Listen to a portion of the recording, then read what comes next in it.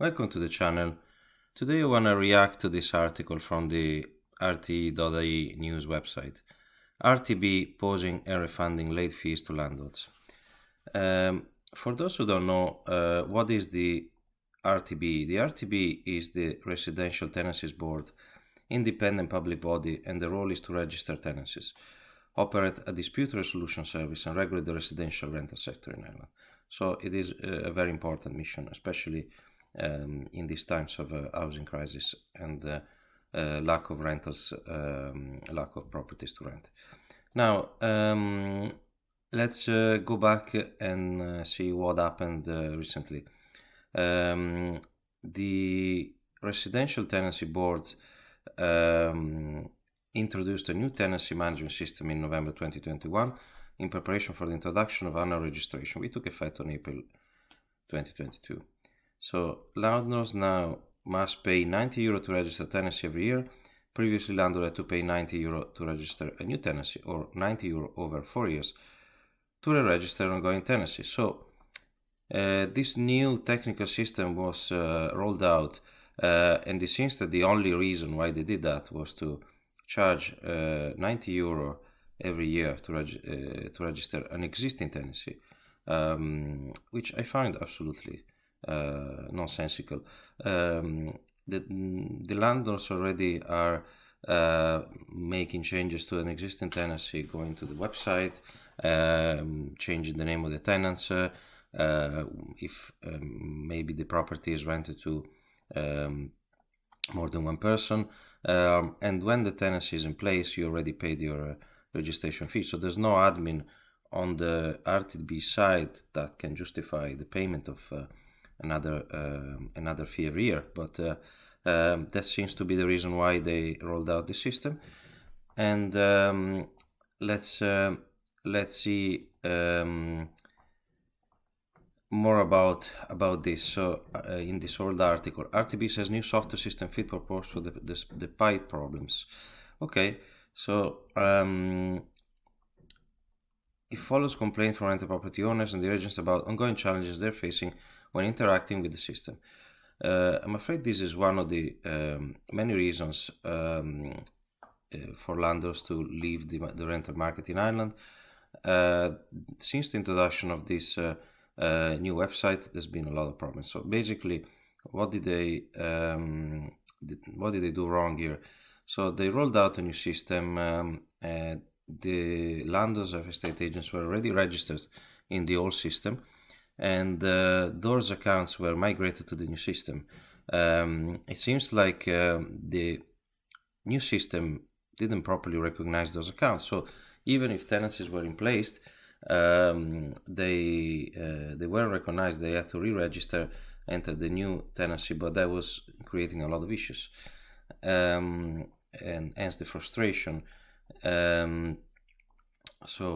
The challenges have been compounded by the introduction on April 4 of new requirements for landlords to register tenancy annually within 1 month of the anniversary of when it began. So on top of that, you have this new requirement, which could have been pushed out by a few months, but clearly they were really in a rush to get the €90 additional for existing tenancies. So that created, of course, I suppose, a lot of traffic.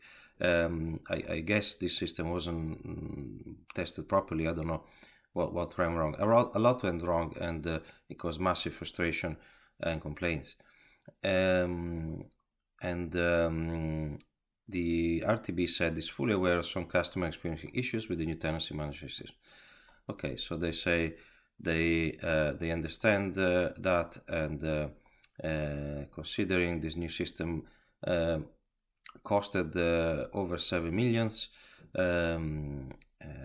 it's quite unreal that you're getting already problems on day one. It seems that also there's staff turnover issues as well. So okay, we can blame that with COVID, so we don't really think that this is just for the RTB. So we can understand that, but the new system should have worked and been tested properly. So this caused late fees, frustration from genuine landlords who wanted to register and be compliant, so a lot of stress. And now this new article here is saying that the late fees will be refunded. So now there's going to be a lot of admin work to fix this mess. They might even have to get maybe temporary staff to sort out this and organize the refunds and review everything in an already probably understaffed RTB. So let's see what else has been happening recently. RTB sent details including PPS numbers of 350 students to care letting agents. So on top of that, we have been aware of seems like a breach, or I'm not sure exactly what happened, but it seems like sensitive information was leaked. So even your information is not particularly protected, and considering the spend of 7 million, they didn't guarantee that, unless they can claim that there was like a virus or an attack or something of some sort. It's of course this is this article is unacceptable. Of course it is. So again, it's not clear here what happened. It seems like more and more problems.